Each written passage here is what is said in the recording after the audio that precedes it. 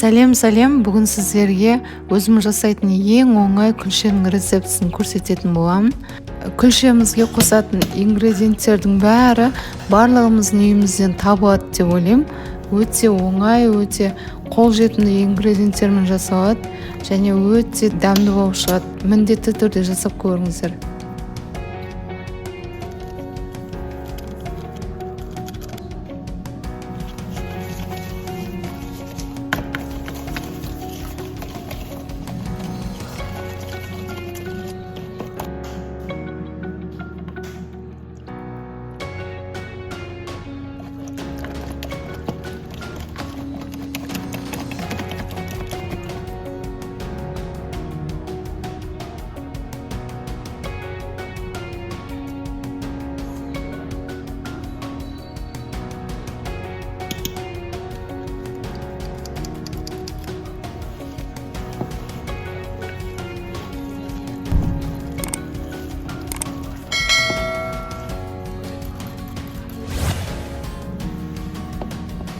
Бұл жерде ең басты айта кететін жайт, онды көп қосып қоймаңыздар.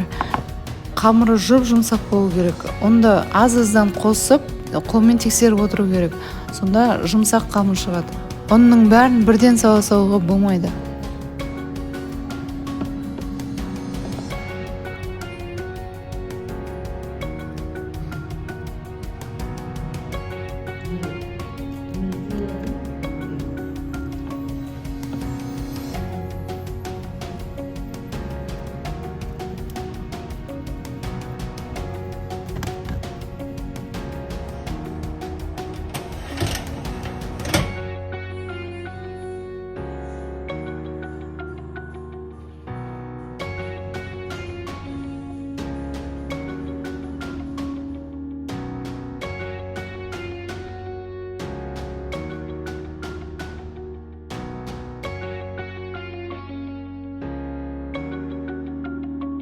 Достар, видеом сіздерге пайдалы болса, лайкты аямай басыңыздар, және де менің каналыма тіркеліп, жанында қоңыраушаны басып қойсаңыздар, келесі шыққан видеоларым сіздерге көрініп тұрады.